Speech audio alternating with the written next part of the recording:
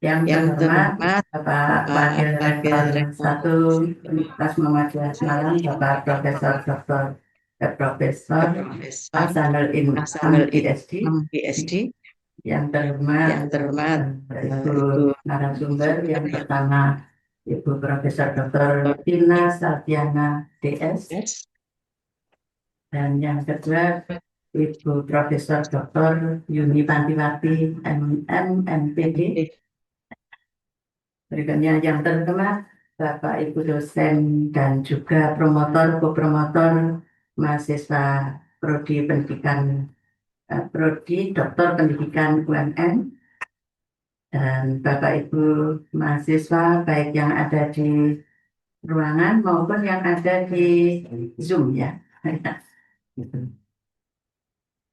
Eh, Alhamdulillah Rabbil Alamin wa bihi nasta'in ala umuri dunya waddin ala alihi ajmain. Puji syukur kita panjatkan kehadirat Allah Subhanahu wa Ta'ala atas segala limpahan rahmat serta hidayahnya, sehingga di siang hari ini kita masih diberi kesempatan untuk bersilaturahim dalam rangka yang pertama kegiatan kuliah pakar, kemudian ini disinergikan dengan koordinasi dengan Bapak Ibu promotor dan co-promotor dalam rangka persiapan untuk pembimbingan penulisan disertasi baik bagi yang mahasiswa semester 1 maupun yang semester lanjut ini. Karena untuk yang semester lanjut masih eh, banyak yang belum selesai disertasinya, oleh karena itu nanti bisa eh, di apa sih diberi stimuli oleh ibu-ibu narasumber yang luar biasa ini. Nah, itu sebelumnya saya ucapkan terima kasih juga pada Ibu Dr. Tina Sartiana PS dan juga Ibu Profesor Dr.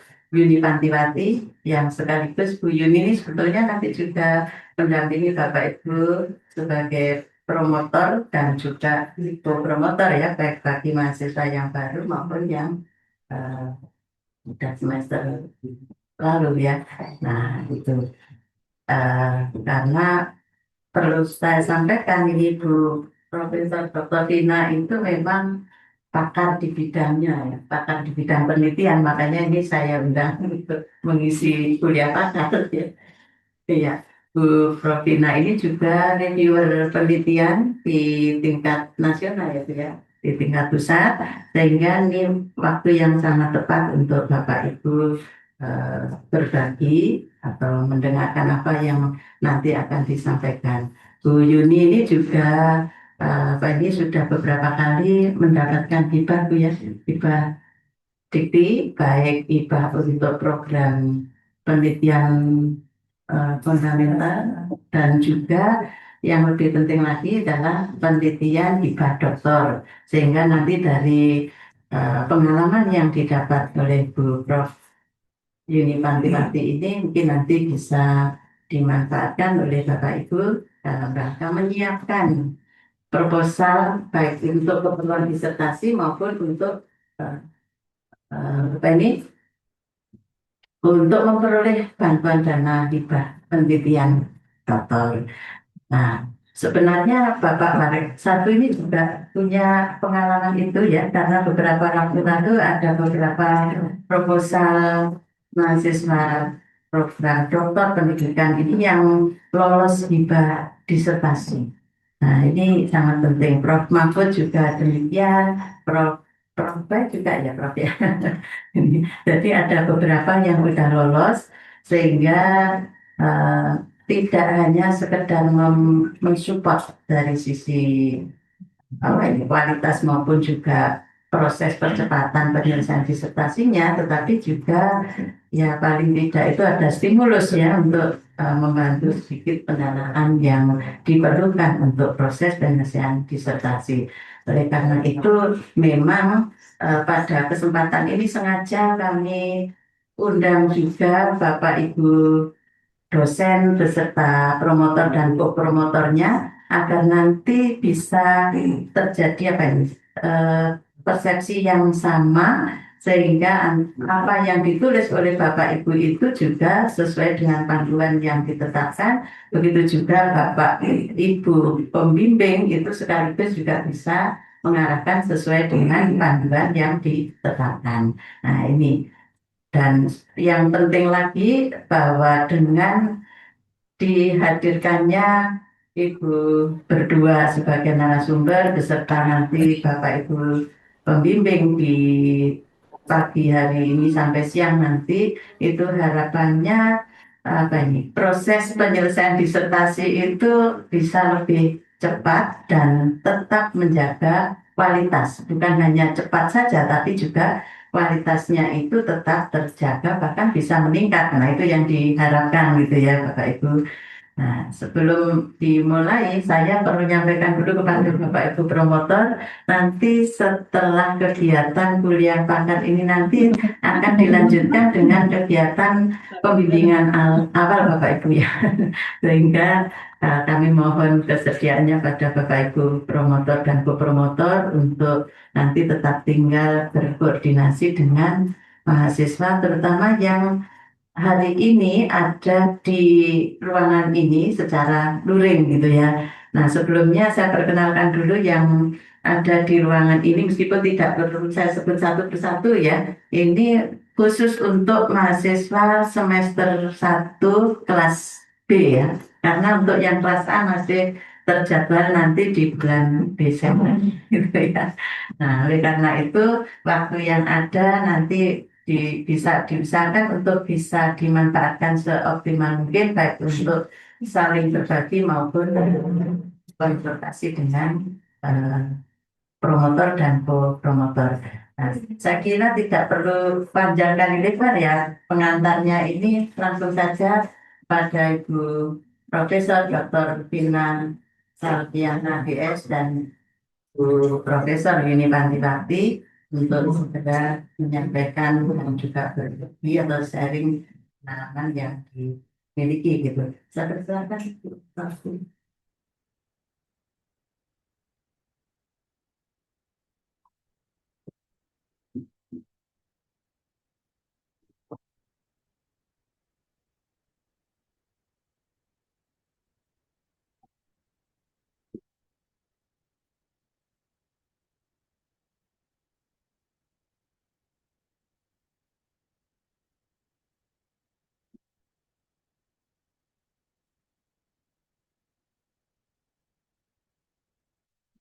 Terima kasih pada Profesor Ibu selaku Pak Prodi S3 Pendidikan di Prodi S3 Pendidikan program Doktor Pendidikan yang telah mengundang kami untuk share ya bagaimana membuat lolosnya pengajuan proposal penelitian disertasi doktor ke Kemendikti-Saintek.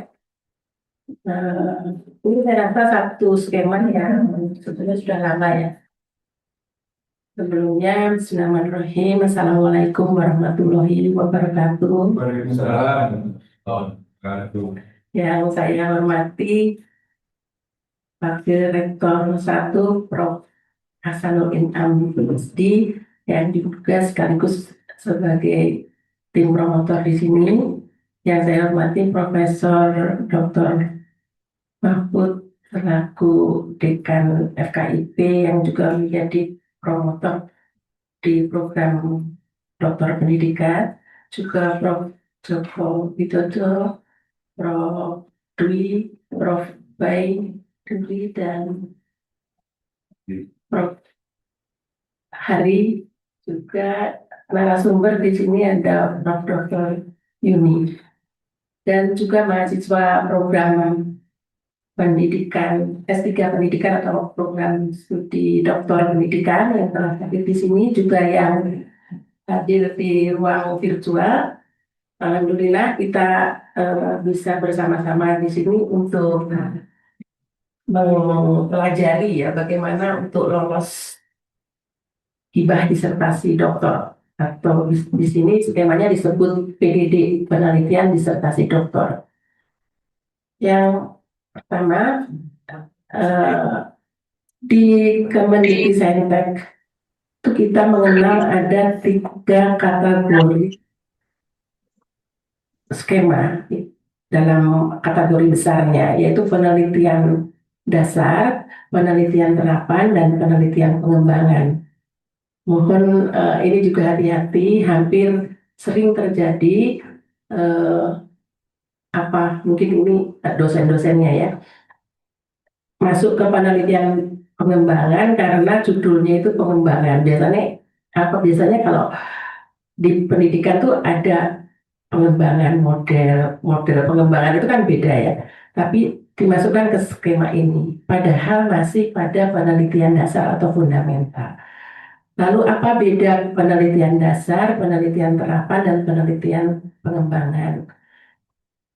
Ini terkait dengan sebentar, TKT atau apa tingkat ketersiapan teknologi. Jadi kalau penelitian fundamental itu TKT-nya 1 sampai 3. Nah, untuk penelitian disertasi doktor ada di sini TKT-nya. Jadi ini kita masuk penelitian disertasi doktor itu masuk di penelitian dasar atau fundamental.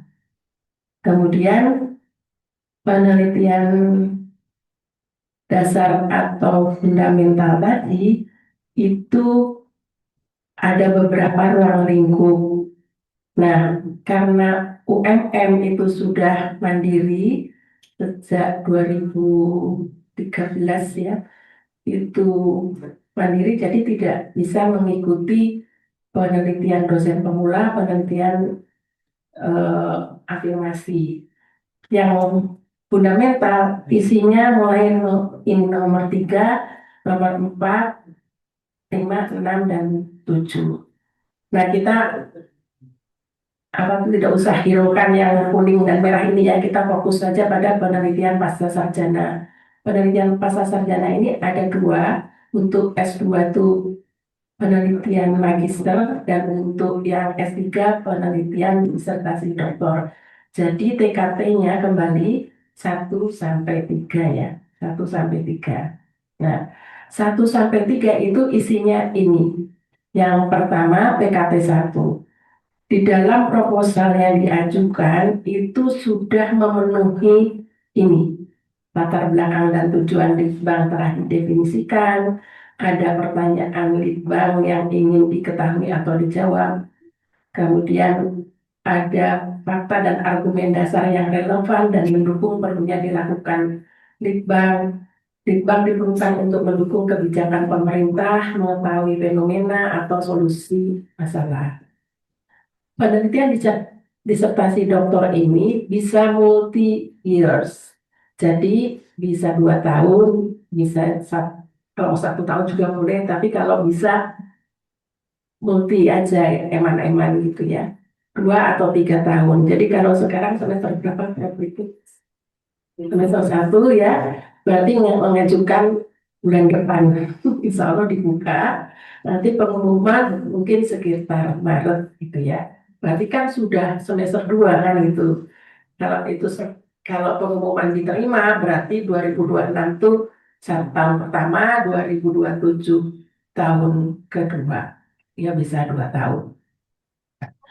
Nah, yang TKP itu bisa diatur sesuai yang diinginkan oleh proposal Bapak Ibu sekalian. Apakah mau tahun pertama TKT 1, tahun kedua TKT 2, bisa gitu, atau tahun pertama dan kedua tetap TKT 2 gitu, boleh. Ya, ini nanti dibimbing oleh promotornya. Ya, kemudian TKT 2 adalah hipotesis litbang telah disusun, dukungan data awal terhadap pertanyaan litbang yang ingin dijawab, desain litbang yang akan dilakukan telah dieksplorasi, kemudian alternatif metodologi, prosedur, dan tahapan yang akan dilakukan telah ditelusuri. TKT 3 ini sudah sampai pada desain litbang telah komplit. Ya. Nanti itu akan kita bisa cermati. Sebentar, kemudian ini kaitannya dengan bidang fokus ya, bidang fokus dan prioritas riset nasional. Bapak Ibu bisa memilih. Misalnya kita pasti di sosial humaniora ini nanti di panduan bisa dibaca sosial humaniora itu isinya apa saja. Jadi yang jelas Bapak Ibu pendidikan itu ada di poin ke-8 ya, sosial humaniora. Nah, kemudian persyaratan. Jadi yang mengajukan adalah tim promotor yaitu ketua promotor. Promotornya menjadi anggota pertama, mahasiswanya anggota kedua. Kalau di pendidikan timnya promotornya berapa berarti? Pas berarti jadi ketua promotor adalah ketua pengusul, anggota satu adalah co-promotor, dan mahasiswa adalah anggota kedua. Nah, kemudian yang harus diperhatikan adalah, tapi saya rasa tidak masalah untuk semua dosen UMM yang menjadi promotor itu insya Allah sudah memenuhi skor Sinta ya, jadi tidak usah khawatir. Jadi minimal adalah 100. Ini urusannya pengusul ya, Bapak Ibu sebagai mahasiswa tidak perlu memikirkan yang ini. Yang harus diperhatikan lagi adalah wajib menyertakan surat keterangan sedang membimbing mahasiswa S3 ini. Jadi nanti ada lampiran yang harus diunggah oleh ketua pengusul. Jadi misalnya Prof. Ribut sebagai Kapolri belum mengeluarkan SK bimbingan yang ditandatangani oleh direktur, jadi disegerakan saja dibuat kalau memang angkatan ini mau disubmitkan untuk penelitian ini. Nanti bisa disertakan, diupload waktu submit proposal. Ini jangan sampai dibalik ya. Jadi misalnya SK-nya ketua promotornya itu Prof. Ribut, anggotanya Prof. Yuni, co-promotornya Prof. Yuni. Kemudian di SK demikian, tapi yang mengajukan ketua pengusulnya jadi Prof. Yuni, itu dicoret. Hati-hati. Jadi tetap harus sesuai dengan SK. Ketua pengusul adalah ketua tim promotor. Meskipun mungkin yang buat anggotanya tidak apa-apa, tapi harus sesuai itu ya. Atau co-promotornya mungkin yang membuat. Biasa itu tidak apa-apa. Tapi harus sesuai antara SK dengan ketua tim pengusul. Kemudian yang berikutnya, kita akan mempelajari template dari proposal. Wajahnya seperti ini ya, template proposal itu wajahnya seperti ini. Nah, jumlah katanya itu harus lebih kecil atau maksimum 20 kata. Jadi ini bisa kita hitung ya. Jadi sebelum disubmit harus dihitung. Loh, kalau ada kata di dan dalam tetap dihitung ya. Kemudian ringkasan. Ringkasan ini 300 kata. Jangan nawar atau biar satu paling ditoleransi gitu ya. Enggak. Lebih baik 299 daripada 301. Jangan dikira reviewernya enggak teliti ya. Karena reviewernya memang tugasnya kan strict supaya memang berkurang.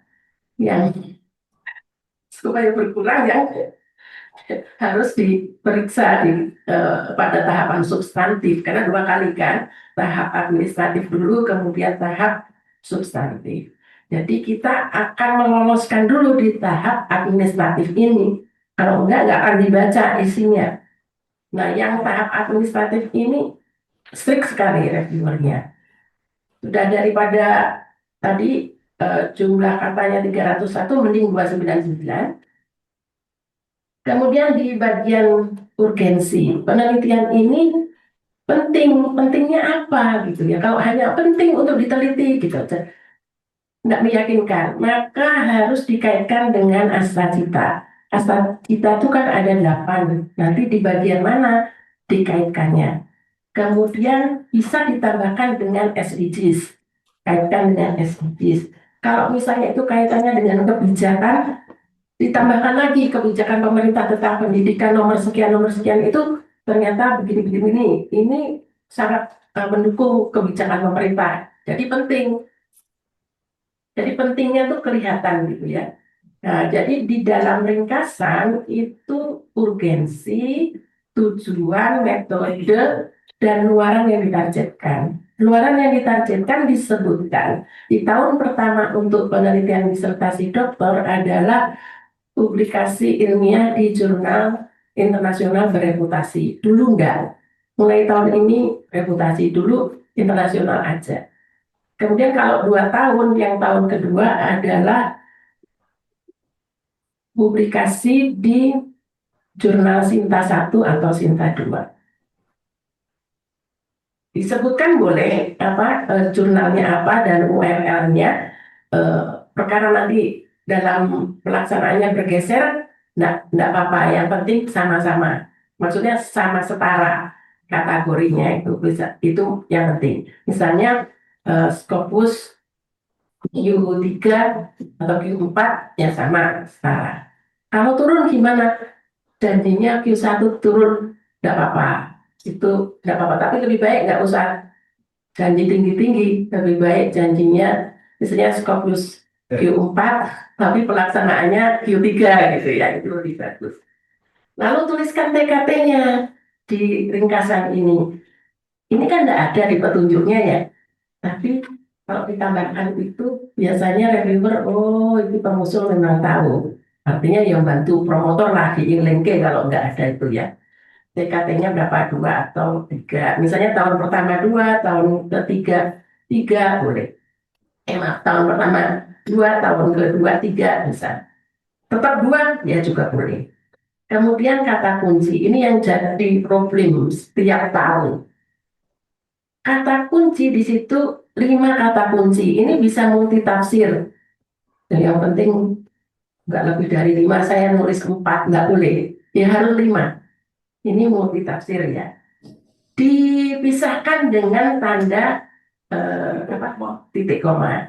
Nah, kalau kata kuncinya 2 kata, ya dihubungkan dengan underscore. Misalnya masyarakat Islam, masyarakat underscore Islam. Pendidikan Islami, pendidikan underscore Islami, itu baru bisa boleh.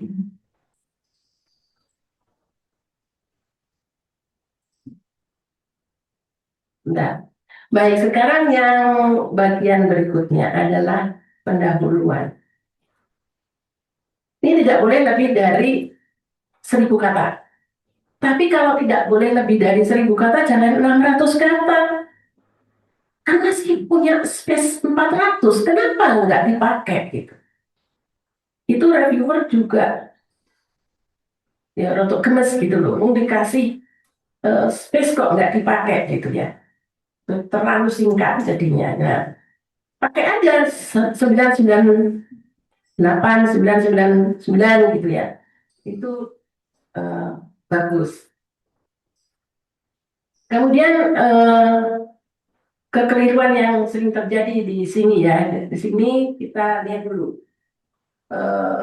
Ada perumusan masalah yang biasanya lemah, kurang mengarah, kemudian tujuan penelitian dan kontribusinya tidak jelas, daya ungkap peneliti tentang permasalahan sangat terbatas, banyak fact and clue dari bacaan yang dianggap relevan, uraiannya terlalu panjang, tidak langsung ke deskripsi masalah. Ya, masalah yang dirumuskan tidak didukung pustaka atau informasi mutakhir, yang ini ada di state of the art ya. Nah, state of the art ini sebaiknya mensitasi karya, bukan sebaiknya ya, harus ketua pengusul atau ketua tim promotor. Ketua tim promotor kan punya banyak buku atau jurnal. Boleh buku, boleh jurnal, boleh KKI-nya, hak ciptanya, dirunut, ya dirunut di state of the art. Loh, kalau di metode, ya boleh. Di metode kalau promotornya membuat buku tentang metode penelitian, dirunut. Itu kalau bisa minimal 5 yang disitasi dari ketua pengusul itu nilainya tinggi. Kalau bisa lebih dari 5. Tapi yang harus sesuai dengan temanya ini.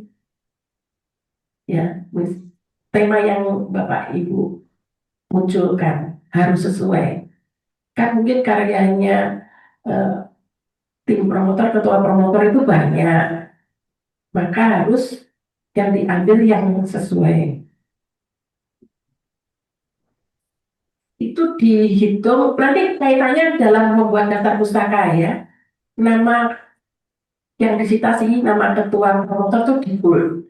Itu mempermudah reviewer untuk menghitung. Ya, itu. Jadi boleh buku, boleh jurnal, boleh HKI yang disitasi itu.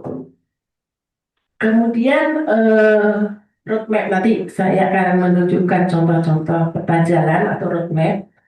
Kan harus mendukung roadmap-nya. Jadi penelitian disertasi Bapak Ibu harus mendukung roadmap-nya ketua tim pengusul. Misalnya eh, Prof. Ribut tentang literasi. Nah, jadi Bapak Ibu yang bimbingannya Prof. Ribut mau tentang literasi juga, tapi yang bagian apa? Nah, itu nanti akan mengisi roadmap-nya Prof. Ribut. Prof. Ribut misalnya udah mulai penelitian literasi mulai tahun 2005 misalnya, terus sampai yang sekarang. Nah, itu harus mengisi roadmap-nya Prof. Ribut gitu. Paling tidak yang ditampilkan di dalam proposal itu 5 tahun. 5 tahun yang akan datang. Jadi misalnya sekarang 2026 kan penelitian ini 2026, 2027, 2028, 2029, 2030. Tapi ini untuk punyanya Prof. Ribut nanti 2029 mau ngapain sama 2030. Jadi nggak usah dipikir sama mahasiswa, biar Prof. Ribut yang ngisi untuk kalau ini mau 3 tahun berarti Prof. Ribut ngisi yang 2 tahun ya. Nah, sebelumnya juga ada, karena kalau roadmap itu hanya yang 2026 sama sampai 2030 nilainya jelek. Jadi Ribut harus memasukkan juga penelitian tahun-tahun sebelumnya. Itu akan bagus kan, ya akan kelihatan. Jadi ini jalan.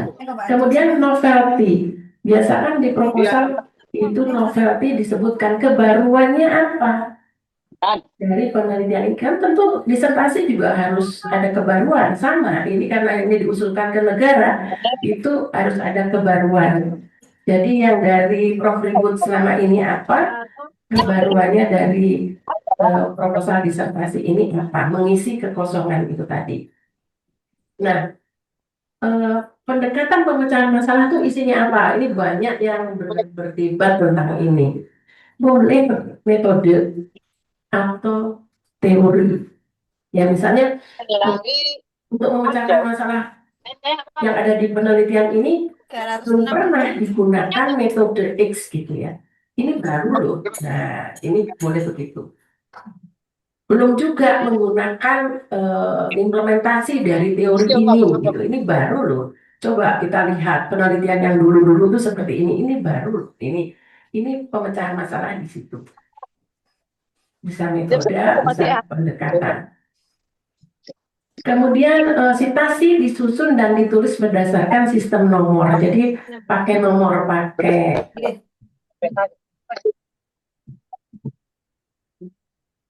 IEP. IEEE itu atau Vancouver ya yang pakai gini terus pakai angka itu. Tidak boleh nama sama tahun halaman ya. Kadang-kadang diberi angka, tapi masih ada nama tahun itu coret itu campur aduk gitu ya. Udah meskipun muncul satu nggak dimaafkan ya. Yang lainnya pakai angka, ketemu satu, coret itu udah nggak lolos. Yang lainnya benar itu nggak, ada satu itu nggak lolos. Iya. Ya karena ya, karena ya yang submit bisa 40 ribuan, ya 50 ribu se-Indonesia itu kan harus dikurangi gitu. Kalau ada yang kayak gitu senang banget reviewer udah dicorai gitu ya, supaya tahap substansinya nggak terlalu banyak.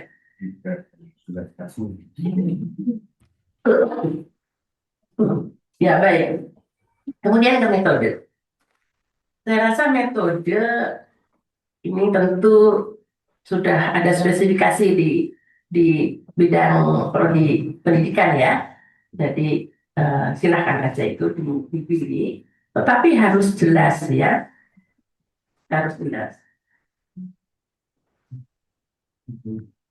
Nah ini roadmap paling sederhana gambarnya seperti ini. Jadi misalnya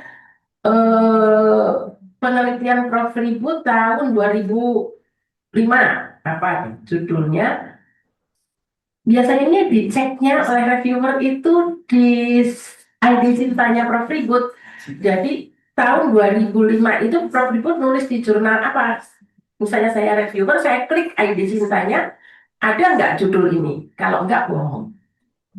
Ya, jadi promotor harus yang buat ini mungkin ya, karena yang tahu persis. Kemudian tahun 2027 Prof. Ribut meneliti literasi bla bla bla, ada di jurnal apa, reviewer akan klik itu. Begitu seterusnya. Ya, ini menunjukkan sampai 5 tahun ke depan, berarti sampai 2030 kan tadi pakai judulnya Prof. Ribut yang akan datang, bukan judulnya disertasi. Kan disertasi harus lulus 3 tahun tadi kan, berarti 2026, 2027, 2028 judulnya masih sama yang punya disertasi. Tapi 2029 sama 2030 harus pakai judulnya Prof. Ribut penelitian yang akan datang.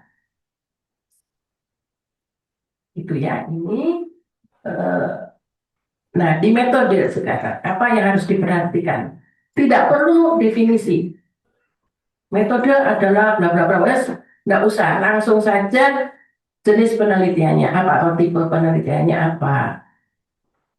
Ya, perlu yang jelas adalah tahap penelitian. Kalau ada teknik sampling juga harus jelas bagaimana pengambilan sampelnya, teknik analisis datanya juga harus jelas. Kalau multi tahun, gambarkan gitu, tahun pertama ngapain, tahun kedua ngapain, dan luarannya apa. Tadi sudah kan disebutkan, tahun pertama luarannya adalah publikasi di jurnal internasional bereputasi. Misalnya Scopus Q4, itu jurnal apa disebutkan, boleh URL-nya sebutkan lebih bagus. Kemudian tahun kedua di jurnal nasional terakreditasi Sinta 2, misalnya jurnal apa. Buat bagian alir biasanya berupa fishbowl, tapi sekarang tentu canggih-canggih, tidak harus fishbowl, banyak tampilan-tampilan yang menarik. Yang lainnya adalah dibuat tabel tahapan penelitian atau matriks yang menunjukkan indikator sekali dimasukkan SK promotor, walaupun SK promotor itu sudah disubmit dalam apa ya, sub akun yang ada, tapi maaf, reviewer sok males, lebih baik tampil di proposal saja. Nah, ini contoh bagian alir ya, fishbone tadi. Kalau 2 tahun bisa dibagi nih si tulangnya itu ya, tulang yang tulang yang sana mungkin tahun pertama, yang tengah tahun kedua, yang tiga tahun ketiga, kepalanya adalah tujuannya tercapai ya, yang kepala ikan.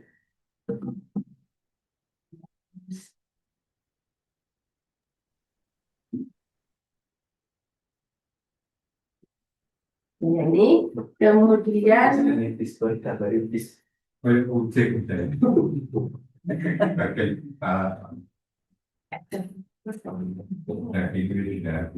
berarti kan tahunnya bisa yang 10 tahun yang lalu, ya itu dimasukkan yang 20% caranya. Jadi yang 80% lakukan sitasi 80%. Jadi misalnya begini, jumlah data pusaka yang disitasi jumlahnya misalnya 40, ya.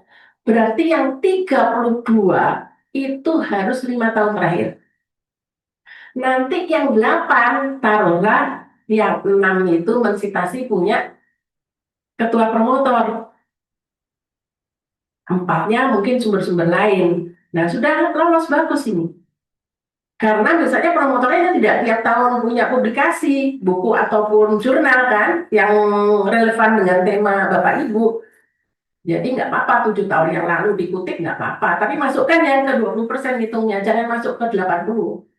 80% itu yang kalau tadi 32 kutipan dari 40 daftar pustaka tadi, 32 itu pastikan 5 tahun terakhir. Terus yang 20% sisanya yang 8 tadi, pastikan minimal 5 punya ketua promotor atau ketua peneliti. Dan namanya di daftar pustaka di bold. Kalau itu mensitasi Profribut, nama Profribut Ariantinya di bold sampai koma ribut itu ya. Usah. Reviewer cepat gitu nih. 1, 2, 3, 4, 5, 6, 7. 7. Wah, nilainya bagus, maksimum. Ya, jadi itu caranya. Oke, nah ini tahapannya. Proposal kan diupload oleh ketua pengusul atau ketua promotor. Kemudian ini seleksi administrasi. Seleksi administrasi itu yang tadi, yang jumlah kata, kata kunci, itu tadi itu ya. Itu seleksi. Kalau ini lolos, alhamdulillah, tinggal ini. Ya ini berdoa lagi. Berdoa lagi. Ya, substansi itu yang tadi itu. Nah, itu ya. Penilaian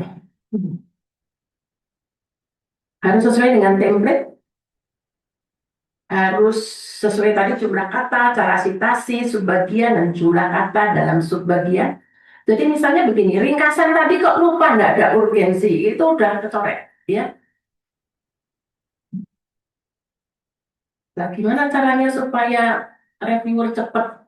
Kata urgensi di bold, kata luaran itu di bold yang tadi di depan ya, ringkasan itu. Nah, sumber kegagalan tidak memenuhi template-nya. Nah, ini suka lupa, tapi saya rasa kalau disertasi dokter nggak akan ya. Tapi skema-skema yang lain, para dosen itu suka lupa untuk daftar isi, cover, itu karena dia dulunya dari proposal internal ya. Tapi kalau disertasi dokter nggak. Baik, ini saya lewat. Nah, ini yang paling penting tadi, surat keterangan mahasiswa via SK dari direktur itu diupload dan ditaruh di bagian akhir sendiri dari proposal boleh. Ini oke, sudah saya singgung semua. Nah, ini yang saya tadi sampaikan. Boleh pakai menyambungnya underscore, ini dihitung satu kata ya. Jadi misalnya pendidikan Islami, titik koma, literasi, titik koma, Indonesia, underscore mas misalnya gitu. Itu hitung 3. Tapi harus 5 ya, harus 5, nggak boleh 4.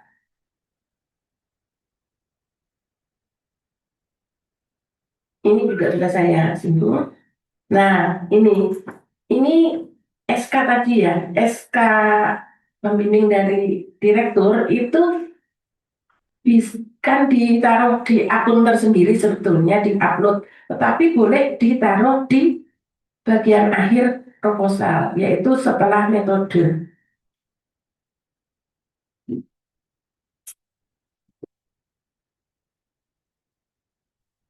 Nah, di bawah ini yang paling bawah ya, itu harus bisa dimasukkan. Kemudian yang jangan lupa lagi adalah pembagian tugas. Mesti ada pertanyaan begini, kan kita udah ngisi di sistem, ini promotor ya, udah ngisi di sistem nih pembagian tugas, kenapa harus buat lagi? Ya biarin dong mintanya, gitu.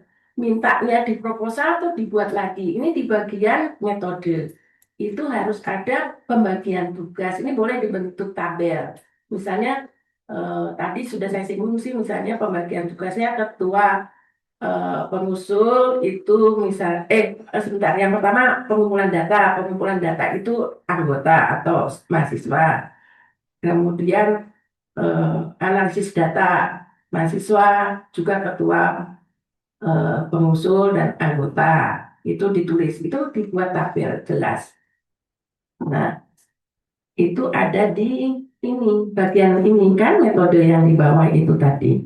Terus baru SK yang terakhir itu.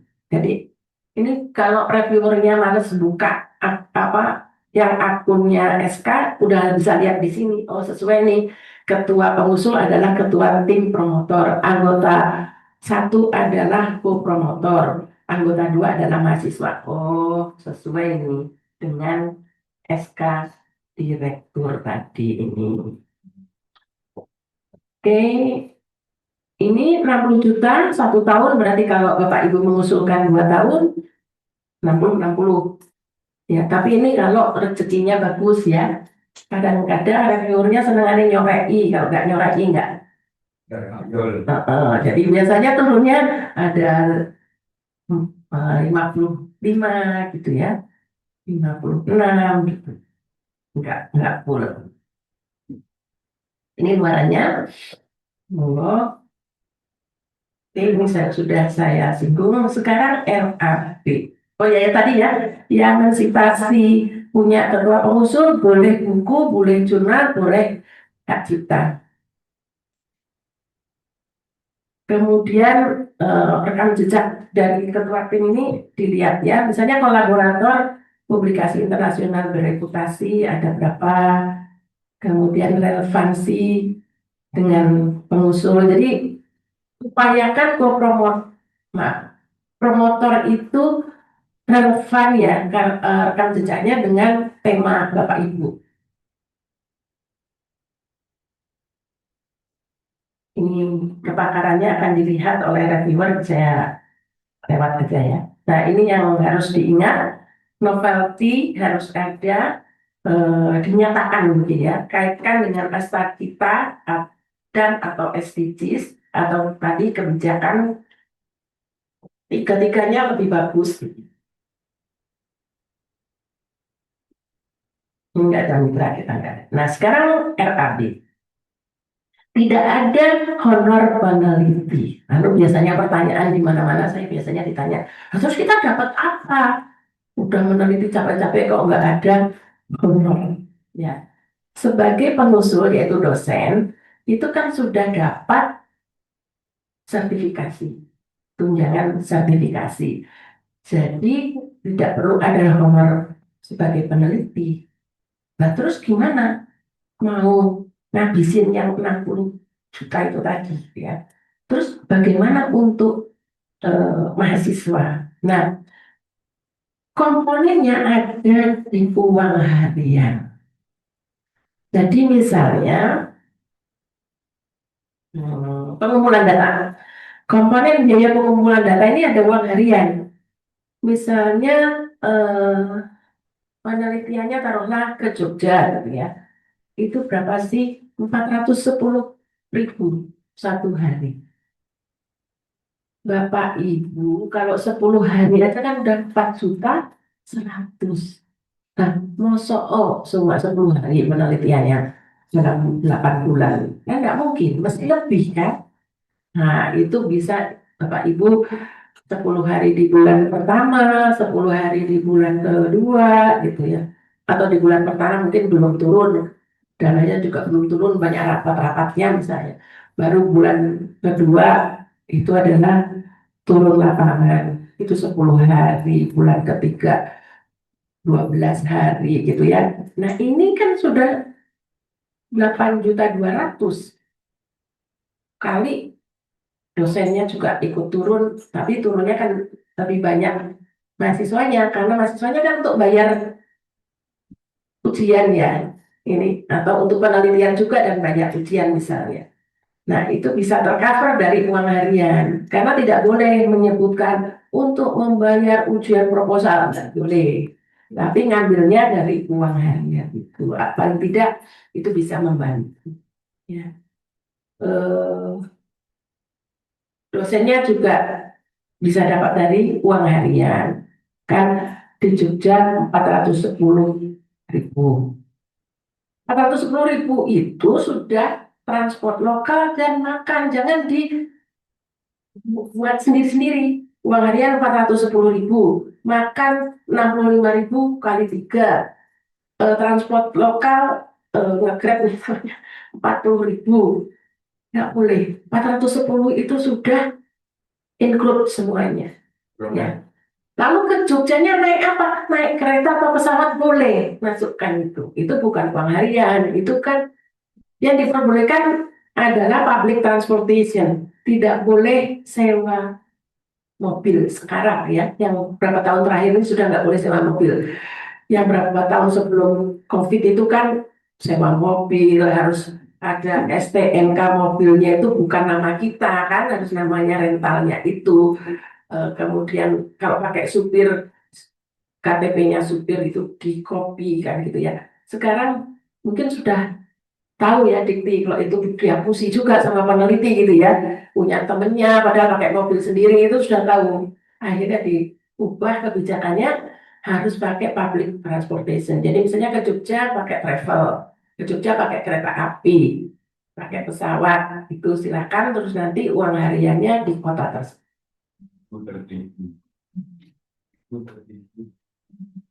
Kemudian analisis data itu hanya ada satu per orang per kegiatan. Jadi satu penelitian ini untuk analisis data 1.540.000. Kurang dari itu boleh di Bunderke 1.500.000, bukan di Bunderke 1.600.000, bukan ya. Maksimum 1.540.000 dan 1 kali. Itu masih ada yang tanya. Nah, kita analisisnya 2 tahap kok. Bagaimana kalau itu kali 2? Tidak boleh ya. Karena per orang kegiatan.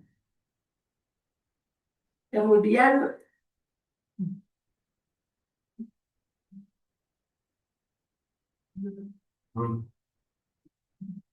Bukan. yang berikutnya adalah khusus untuk penelitian dasar, artinya fundamental tadi, salah satunya adalah PDD, maka biaya publikasi boleh 6 juta. Untuk 6 juta itu 10% dari 60 untuk artikel processing charge. Ya, ini boleh, nggak boleh lebih. Jadi tadi kalau 60, yang 6 juta ini, yang 54 untuk macam-macamnya ya, belanja bahan, pengumpulan data, analisis data. Jangan lupa mungkin biaya pembuatan video ya, dimasukkan aja.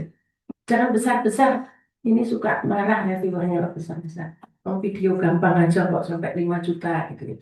Nggak usah, biasanya antara 750 gitu, atau maksimum mungkin 1 juta. Dilarang yang dianggarkan apa saja. Misalnya ini untuk yang eksak biasanya ada ini ya. Terus pulsa nggak boleh ya, nggak boleh karena sekarang sudah gampang akses wifi dan sebagainya. Jadi ini nggak boleh, kecuali waktu COVID dulu diperbolehkan 150.000 per orang dalam tim itu. Kalau sekarang sama sekali nggak boleh. Nih, saya rasa itu. Nah, tunggu, ini belum ada edaran. Siapa tahu tiba-tiba awal bulan depan ada sedikit perubahan dalam panduan, maka itu dicermati oleh ketua promotor atau ketua tim. Saya rasa itu, terima kasih. Pertanyaan. Terima kasih.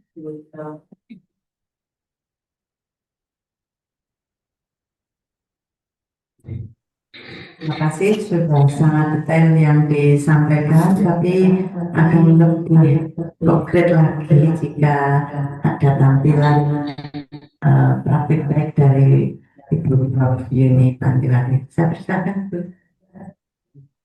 Ya, terima kasih, Prof. Ribut. Assalamualaikum warahmatullahi wabarakatuh.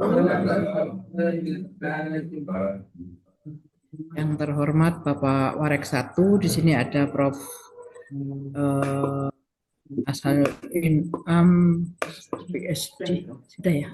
Oke. Kemudian yang terhormat Bapak Ibu dosen dan Bapak Ibu promotor beserta promotor di lingkungan Pasca di sini, UM di sini. Kemudian ada Prof. Ribut sebagai sebagai Kaprodi untuk program program S3. S3. Terima Terima kasih saya dan Bu Vina ada di sini untuk menyampaikan pengalaman yang terkait dengan pembimbingan dan terutama mahasiswa sampai mendapatkan hibah pasca ya. Itu kemudian yang saya banggakan mahasiswa semuanya selamat untuk bersama-sama kita mengikuti pertemuan pada pagi sampai siang hari ini. Semoga nanti apa yang sudah kita pelajari bersama di sini bisa ditindaklanjuti dan bermanfaat ya. Baik, saya buka dulu.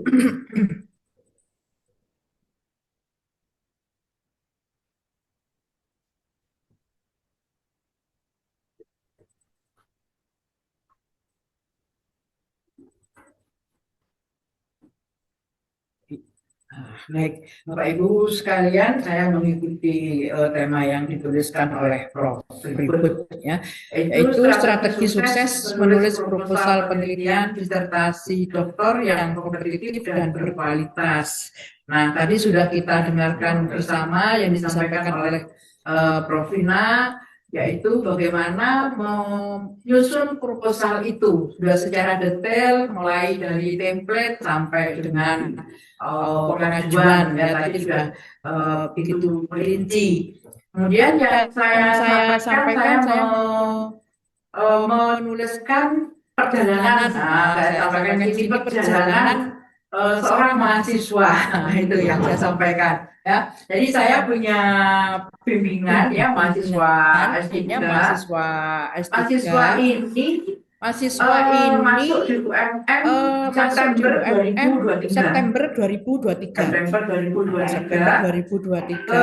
Ini angkatan kedua. Kemudian mahasiswa ini mengikuti sempro di semester 2. Nah, tadi disampaikan ini juga menyinggung ya, bisa diajukan di semester 2 gitu ya. Mahasiswa ini mengikuti sempro Agustus 2024, berarti di semester 2 ya, 1 tahun ya setelah ya masuk. Kemudian Septembernya 2024 itu mulai penelitian. Juli kemarin 2025 seminar hasil. Rencananya Desember, ini udah 2 minggu, 3 minggu mahasiswa ini akan ujian tertutup. Jadi kalau dilihat waktunya cepat ya, sehingga Desember ini sudah ujian tertutup. Nah, kemudian rencananya memang mahasiswa ini mengambil program yang disampaikan Prof. Ribut tadi, yaitu ada ujian terbuka dan ada yang lewat tidak ujian terbuka tetapi menggunakan publikasi 2 jurnal Scopus dan dia sudah publish 1 jurnal Scopus ketiga, yang satu sekarang sudah in review. Nah, dengan demikian maka kemudian mahasiswa ini mengajukan program pasca dulu istilahnya ya, dan diterima 2 tahun, kemudian pendanaan itu kan maksimal 60 juta ya, disampaikan oleh Prof. Vina tadi. Kemudian saat ini selain menyiapkan untuk ujian tertutup ya Desember, kemudian sekarang juga menyiapkan untuk yang tahun kedua. Nah, ini secara teknis ini Ini Prof. secara teknis Vina. ini Kalau Prof. sudah Vina. Nah, tahun pertama selesai, nanti bagaimana bagaimana teknisnya? teknisnya? Sehingga Sekarang sekarang posisinya menyiapkan untuk ujian tertutup Desember Desember 2025 dan 2025 dan menyiapkan untuk yang tahun kedua hibahnya. hibahnya. Dan yang melihat, yang melihat nampaknya sekarang itu nampaknya udah sekarang agak itu santai, gitu ya, agak santainya. gitu ya, agak santainya. Karena ini kalau tidak mengikuti ujian terbuka itu di sini, tetapi menggunakan yang versi jurnal itu, maka sekarang menunggu jurnalnya majelis jurnal yang seperti itu. Nah, saya melihat mahasiswa ini menurut saya luar biasa ya. Masuknya September 2023, kemudian sekarang posisinya sudah hampir selesai dan bisa punya produk di luaran yang cukup banyak. Kemudian yang sudah dihasilkan tentunya naskah disertasi, kemudian jurnal Scopus P3 yang sudah publish, juga ada jurnal Scopus P3 yang sekarang masih proses review. Kemudian ada buku yang sudah keluar ISBN-nya. Bukunya panduan yang terkait dengan penggunaan e-handout, karena penelitiannya murni, kemudian dibuat topiknya yaitu karena dia biologi tentang mikroplastik ya, pada beberapa level. Kemudian juga ada cipta yang sudah ini proses pengajuan ciptanya, dan sekarang saya sampaikan tadi sedang menyiapkan pendanaan untuk tahun kedua dan menunggu jurnal Scopus yang kedua. Nah, ini produk dan luaran ya mahasiswa ini. Nah, ini contohnya ya, ini buku yang dihasilkan. Kemudian ini ISBN-nya sudah keluar. Dan di sini ada editor ya, editor ini saya juga baru ingat baca ini juga alumni dari UMM S1-nya alumni UMM, kemudian S2 ada di UNY, sekarang S3 di UNS. Nah, begitu ini juga menggembirakan juga, membanggakan juga kalau melihat seperti itu, sehingga ini membantu dulu alumni sini membantu untuk mengedit dari produk yang dihasilkan. Kemudian, nah ini mahasiswanya. Nah, ini judulnya ya. Judul disertasinya analisis kandungan mikroplastik pada ikan berdasarkan level tropik di Teluk Pang. Kemudian nanti hasil penelitiannya ini dibuat e-handout. Pembimbingnya saya, kemudian Prof. Abdul Qadir dan Prof. Zainur Ula. Nah, di sini Prof. Qadir dan Prof. Zainur itu juga banyak sekali membidangi yang terkait dengan lingkungan dan pendidikan ya, di sini. Oke, itu tentang mahasiswanya Erna ya, dari Kupang.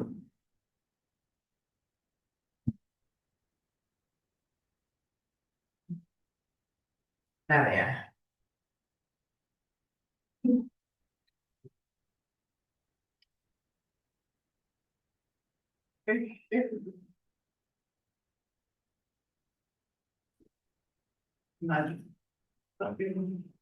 Ini yang mantul katanya. Sudah tak matikan mic-nya Ibu. Ya, udah tak matikan mic-nya. Saya lanjutkan Bapak Ibu. Nah, kemudian bagaimana caranya bisa menyusun disertasi dengan cepat tapi tetap berkualitas dan kompetitif di sini ya, karena di sini terkait dengan tadi ada hibah itu bisa menyusun cepat, bisa berkualitas dan juga kompetitif. Nah, kalau tadi Prof. Vina sudah menyampaikan ya fokus pada bagaimana menulis ya menyusun proposal itu, kemudian di sini saya kaitkan dengan bagaimana dengan pembimbingan juga dan perkuliahan yang ada di kampus kita ini. Nah, kalau melihat dukungan dari program ini, saya kaitkan dengan kurikulum ya. Pada semester 1 itu ada mata kuliah pendukung disertasi atau yang ditempuh oleh mahasiswa, ada filsafat ilmu, teori pendidikan, metode penelitian, dan AIK. Ini mohon koreksi kalau ada yang kurang tepat ya pada Prof. Dibut. Kemudian di semester 2 itu ada karya ilmiah 1 dan proposal penelitian. Semester 3 ada karya ilmiah 2, semester 4 ada karya ilmiah 3. Sekali lagi mohon maaf nanti kalau ini mungkin ada yang tidak tepat ya pada penulisan karya ilmiahnya 1, 2, 3-nya gimana. Tapi ini yang dilalui, yang diterima dilakukan oleh mahasiswa S3. Nah, dari mata kuliah ini, dari sajian mata kuliah ini, disinilah mahasiswa bisa mengatur strategi bagaimana dan kapan saya mulai menulis, dan kapan saya mulai penelitian, dan seterusnya publikasi sampai dengan lulus. Nah, seperti itu. Ini saya kaitkan dengan yang mahasiswa tadi, bagaimana dia juga menyusun sampai dengan bisa sekarang sudah hampir ujian tertutup. Nah, di sini saya menoleh lagi ke belakang sebelum Bapak Ibu sampai tiba kuliah di sini. Nah, sekarang kita lihat pra semester 1, ya, sebelum semester 1. Nah, sebelum Bapak Ibu kuliah di sini atau pada saat Bapak Ibu mendaftar, itu ada ide lah, yang kan ada syarat membuat proposal, ya ada syarat membuat proposal rencana disertasi. Nah, itu sudah ada ide di situ. Nah, kemungkinan juga ada mahasiswa yang sudah punya pengalaman sebelumnya, sudah penelitian sebelumnya, sehingga ketika ada di sini, siapa tahu dan bisa juga hasil dari penelitian-penelitian sebelumnya itu kemudian dikembangkan. Nah, dikembangkan dalam arti tidak harus penelitiannya pengembangan, Bapak Ibu. Hanya penelitian yang sudah ada tadi kemudian dikembangkan lagi. Nah, misalnya sebelumnya sudah punya bekal. Saya mengistilahkan di sini sudah punya bekal. Nah, jadi bekalnya bisa baru ide penelitian murni 100% masih ide, bisa juga sudah ada bekal penelitian-penelitian sebelumnya yang akan dikembangkan di sini untuk rencana tesisnya. Dan tidak harus bentuknya penelitian pengembangan, tetapi bisa jenis yang lainnya. Nah, sekarang masuk semester 1. Pada saat semester 1, Bapak Ibu menerima mata kuliah, ada mata kuliah filsafat, tadi ada filsafat, teori pendidikan, metode penelitian, ada AIK. Nah, masing-masing mata kuliah tadi itu kan ada tugasnya. Nah, tugasnya itu sebaiknya itu fokus pada topik penelitian Bapak Ibu. Jadi tidak kemudian filsafat tugasnya apa, teori pendidikan tugasnya lain lagi, metode penelitian lain lagi, sehingga kan Bapak Ibu pikirannya terpecah-pecah, tenaga, biaya, ya pikiran itu akhirnya berpencar-pencar, tidak fokus pada disertasi. Nah, kalau itu ada tugas mata kuliah filsafat misalnya, nah di situ tulislah yang terkait dengan topik disertasinya Bapak Ibu. Wah, aku nggak bisa ini pendidikan itu murni. Oh, kan pendidikan dan nyantol misalnya dengan teori pendidikan. Nah, sesuaikan Bapak Ibu, sesuaikan dengan mata kuliah masing-masing itu tugasnya apa. Nah, itu kan masih bisa toh mengambilkan dari topik-topik Bapak Ibu. Lumayan, itu sudah bisa menambah untuk bab 2. Itu kan ada kajian-kajian pustaka, ada jurnal-jurnal. Nah, di situ. Jadi, tolong Bapak Ibu benar, karena juga ada lah ya, misalnya mahasiswa ketika ada setiap tugas mata kuliah itu beda semua. Dan itu nggak nyantol dengan disertasinya. Demikian juga dengan ketika karya ilmiah. Karya ilmiah itu juga bisa ada juga yang karya ilmiah 1, 2, 3 itu, ya misalnya nggak sesuai dengan topik penelitian. Nah, itu kan sayang sekali. Nah, oleh karena itu sekali lagi semester 1 sudah menghasilkan tulisan. Dan di sini saya beri merah, yaitu ada mata kuliah metode penelitian. Metode penelitian pasti itu nanti produknya proposal. Nah, itu kan dari tugas mata kuliah ini dari Bapak Ibu dosen di sini, kalau metode penelitian, nah itu tugasnya di akhir itu berupa proposal. Nah, ini pun juga sudah mewujudkan dari ide Bapak Ibu tadi. Nah, kemudian demikian juga dengan AIK misalnya. AIK apa bisa? Bisa saja toh Bapak Ibu ya kan, topiknya kan luas luas sekali, bisa dimasukkan apa tugasnya disesuaikan. Sekali lagi sebaiknya fokus. Nah, kemudian penekanan pada metode penelitian tadi kan menghasilkan proposal. Nah, proposal tadi memang ini masih draft ya. Apalagi kan pembimbingan mungkin juga belum maksimal, tapi kan sudah mulai ada. Akhir dari semester 1 itu sudah ada proposal.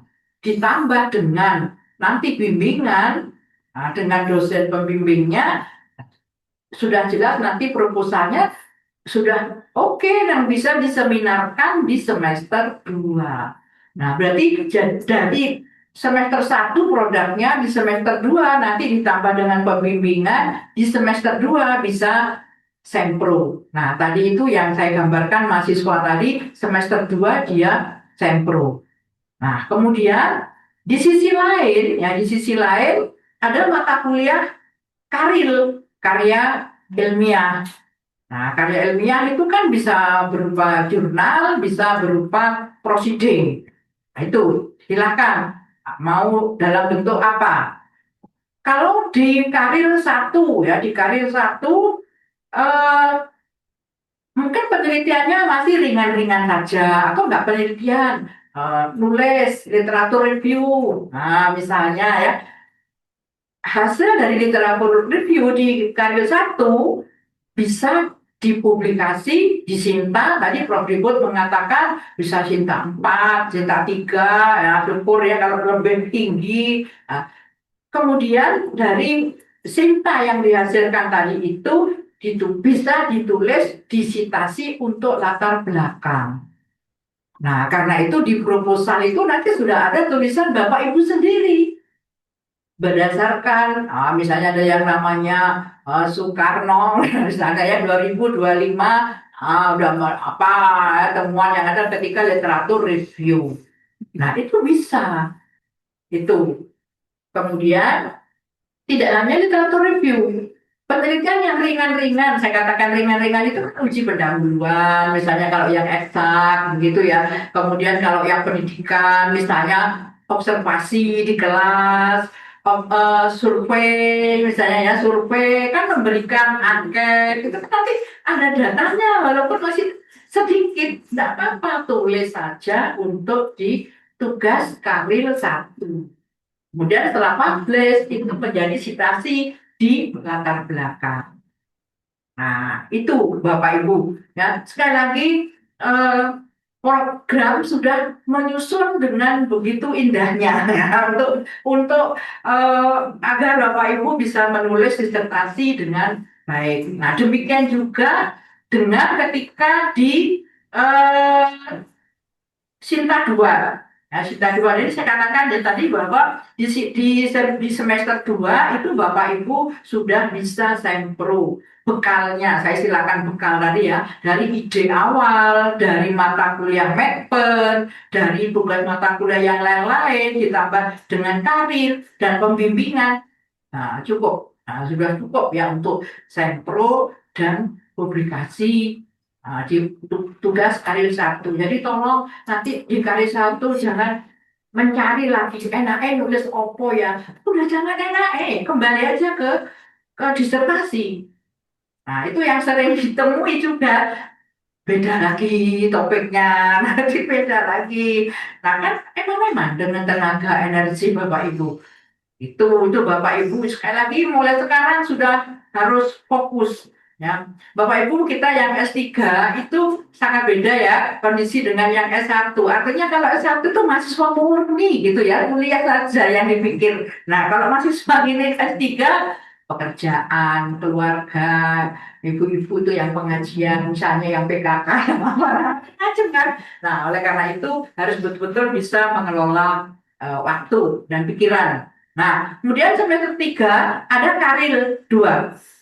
Nah, karir 2 di sini kan semester 3 tadi pengalaman Ibu tadi misalnya penelitian. Karena semester 2 sudah sempro, semester 3 penelitian, maka di semester 3 ini untuk karir bisa saja menulis tentang yang terkait kajian pustaka, yang terkait dengan instrumen penelitian Bapak Ibu.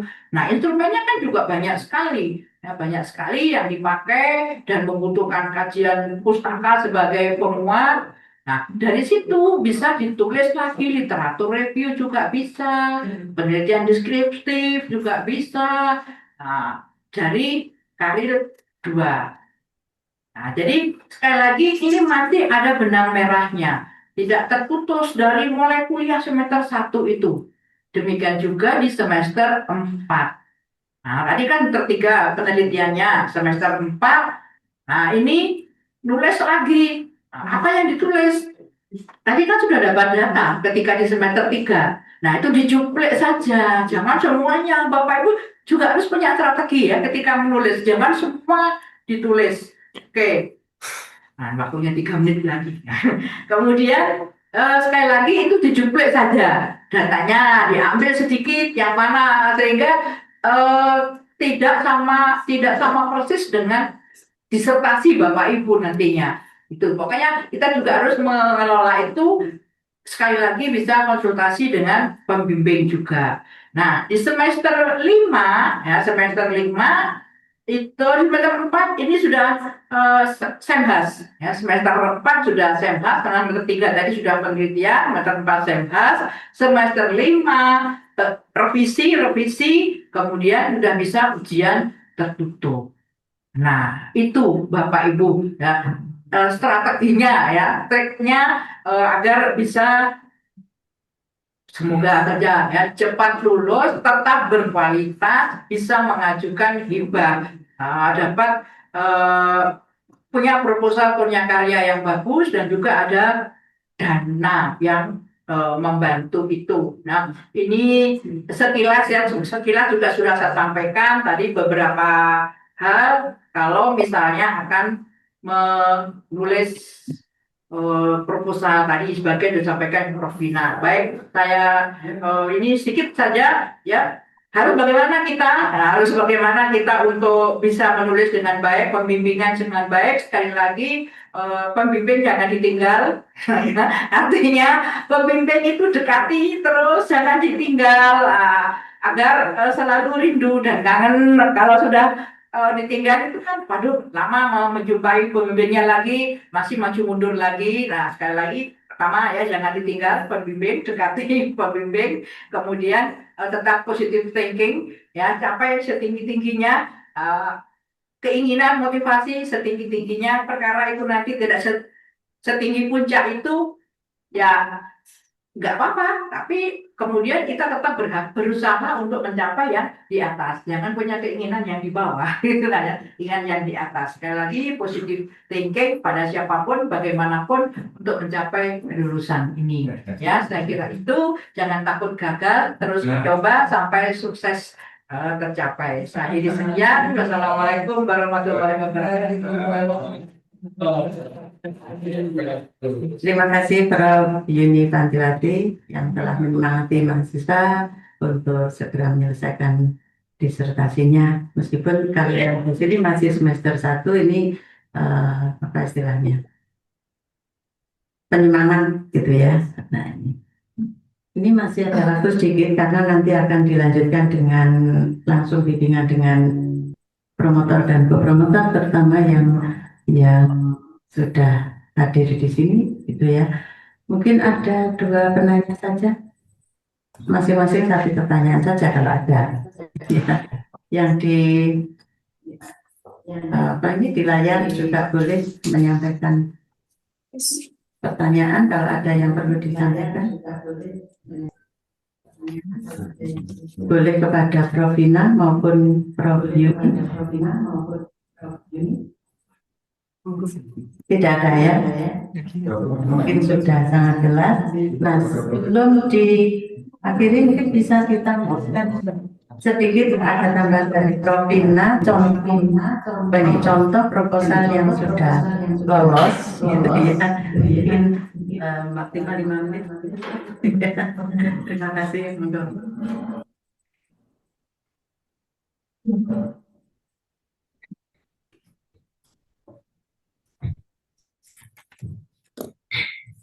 Terima kasih, Prof. Idun.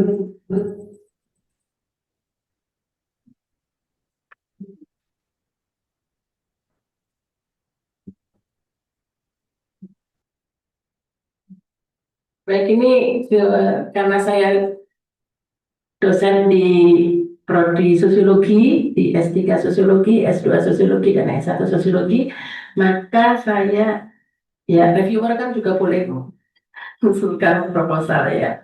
Jadi saya juga ikut bersaing dengan puluhan ribu yang lain. Ini waktu itu mahasiswa mau meneliti wayang, ya, mau meneliti wayang. Dia itu dosen di suatu sekolah tinggi, kemudian S1 dia geografi, S2 dia pariwisata, kemudian dia ngajarnya di program studinya ada kaitannya dengan Islam gitu loh. Apa itu, saya lupa ya. Bukan. Terus dia meneliti wayang gitu.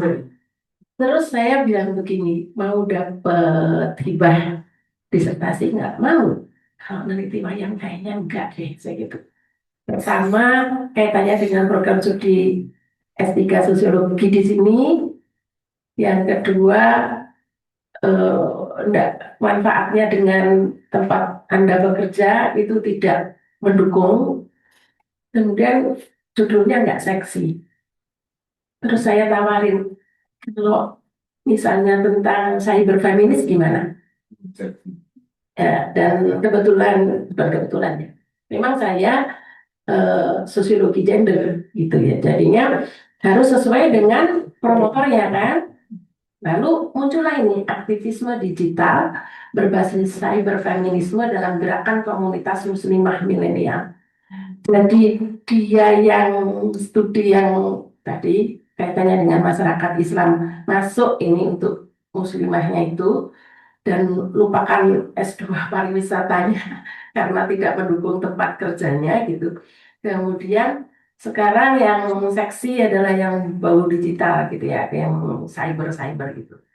Ketemu ini dan itu dia menerima tantangan saya. Dia buat begitu komunikasi terus padahal luar kota itu ya, nggak stay di sini. Akhirnya lolos berapa ya? 59 juta. 59 juta tahun pertama, kemudian sama tahun baik. Kemudian udah ini. Tahun keduanya udah. Nah inilah anggarannya. Coba ya kan tidak ada apa tadi? Honor kan tidak ada ya? Ya. Kemudian analisis data hanya 1 kali. Ini 1.540.000. Kemudian 6 juta ini kali 10% untuk publikasi hanya didanai data. udah habis nih, bilang, pas. Ini paling pendek ini ya membuat anggarannya kalau disertasi doktor atau magister gampang. Tapi kalau fundamental yang skema yang lain 150 juta tirik-tirik ya. Kalau ini tidak. Terus tidak boleh kalau mengadakan FGD itu kasih souvenir, tidak boleh ya. Biaya souvenir itu tidak boleh. Ya, ini tadi sewa peralatan karena saya sosial humaniora hanya untuk buat video ada 700. Kemudian kalau ada narasumber ini FGD mungkin mau undang kepala dinas, nah itu per jamnya berapa? Nanti dipotong apa pajak ya. Yang lainnya nggak ada. Kalau kita pakai uang harian kan nggak pakai potong pajak. Ini ringkasannya. Nah, urgensi di board, tujuan penelitian di board, metode di board, luaran disebutkan jurnal apa, URL-nya, TKT-nya sebut. Ini jumlahnya pasti di 300 kurang atau 300. Kata kunci ini pakai underscore, aktivisme, underscore digital, titik koma, cyberfeminisme, titik koma, gerakan, titik koma. Ini ya, ini 5, tidak boleh 4. Oke. Nah, ini citasinya pakai angka. Jadi jangan ada nama, tahun, meskipun muncul satu aja itu kira-kiranya jeli kok, pasti dicoret dan tidak lolos ya. Oke, rumusan masalah ribut, sekarang pendekatan pemecahan masalah ini oke. State of the art-nya bicara tentang cyberfeminisme dalam konteks global Indonesia ini ya. Terus ini begitu terus pas novelty di board ya. Kemudian peta jalan ini adalah peta jalannya ketua promotor. Mungkin sama berapa ini?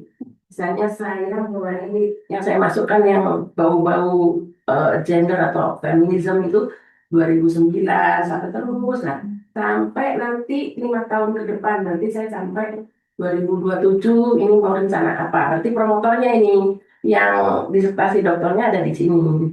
2025 dan 2025. Saya ajukan 2 tahun. Kayaknya selesai 2025. Mungkin nanti. Kemudian ini roadmap penelitian ya. Kemudian metode ini pakai etnografi dan tahun kedua pakai studi kasus. Kemudian lokasi penelitian ngapain kok ngambil kota Surabaya karena tingkat digitalnya tinggi harus ada ininya apa pengguna medsosnya tinggi itu harus ada sumbernya. Kemudian terangkan tahun pertama menggunakan studi etnografi itu seperti apa, penentuan subjeknya seperti apa, dan harus jelas misalnya siapa yang dipilih, misalnya tahapan etnografinya harus jelas. Itu seterusnya. Terus tahun kedua ngapain? Oke, terus jelas. Lalu digambarkan dalam bispun. Yang ini adalah tulang-tulang yang menunjukkan tahun pertama. Yang ini adalah tulang-tulang yang menunjukkan tahun kedua. Ketemu di kepala adalah luaran.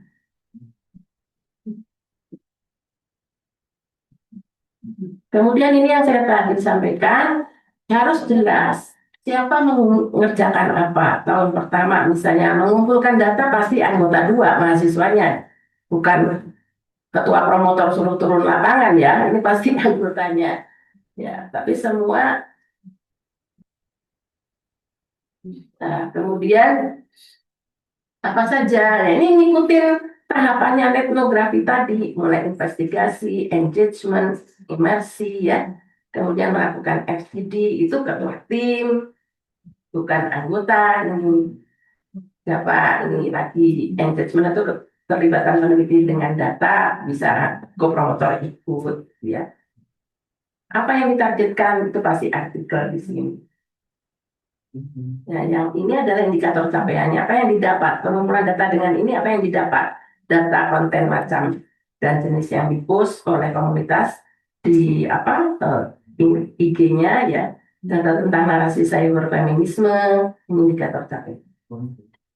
Nah, Jadi jelas pembagian tugas. Ada juga ini yang pakai nama boleh lebih jelas juga. Ini misalnya ketua tim namanya ditulis Dinas Sartiana, anggota 2, kopromotornya ditulis namanya misalnya 2000 gitu. Tidak boleh. Ada yang juga begitu, itu lebih bagus juga. Nah, lalu peran, misalnya peran ketua pengusul apa, anggota 1, anggota 2, ini pakai nama juga boleh, lebih bagus. Nah, ini yang saya bilang, ini sudah diupload sih di akunnya yang ada, gitu. Tapi saya nempelin, karena tahu reviewernya kan nggak hanya, reviewer bisa 100 proposal, apa, mereviewnya. Nah, kalau dia harus buka-buka akun kesuwen ya, tapi kalau begini, oh iya, jelas nih, ya, ter-SK oleh lembaga. Jadwal, ini kenapa kok mulai Juninya tuh begini, karena waktu tahun 2025 itu submit proposal tuh April tuh reviewnya. April itu kalau nggak salah. Jadi atau pengumuman ya April itu atau Mei ya. Jadi saya mulainya Juni. Tapi kalau ini kan bulan depan mungkin udah dibuka. Jadi kalau pengumuman Februari kontrak Maret berarti April sudah sudah lunakan. Itu seterusnya. Ini karena 2 tahun, jadwalnya juga 2 tahun. Nah ini yang tadi saya bilang, ketua pengusul itu yang disitasi di bold. Nama saya terakhirnya kan sudah ya. Kalau Prof. Ribut kan Erianti, berarti Erianti di bold sama koma Ributnya. Ya. Nanti dihitung 1, 2. Ini anggota, tapi biasanya nggak dihitung. Tapi saya nampilkan bahwa anggota juga punya andil karyanya gitu ya. 1, 2, oke. 3, oke.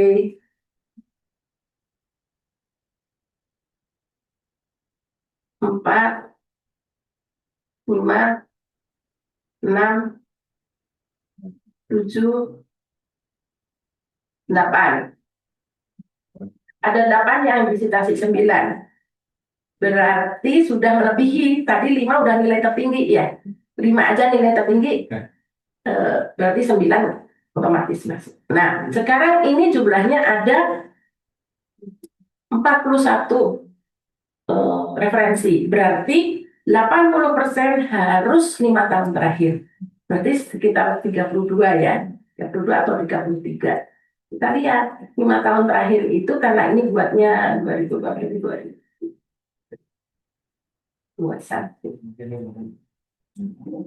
Ya itu tadi dihitung jumlahnya harus 32 atau 33. Yang 5 tahun terakhir. Itu sudah alhamdulillah bisa. Ya tapi ya substansinya tetap harus bagus. Gitu.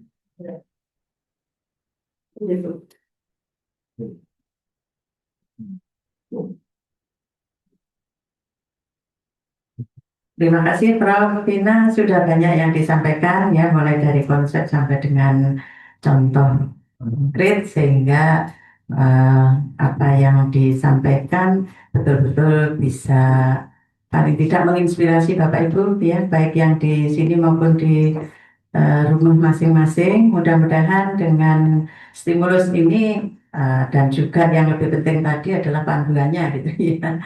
Ini menjadikan Bapak Ibu semangat bukan hanya dalam rangka memperoleh dana hibah, tapi yang lebih penting adalah dalam rangka menyelesaikan disertasinya. Nah ini di belakang Bapak Ibu sudah hadir, insya Allah lengkap ya ini.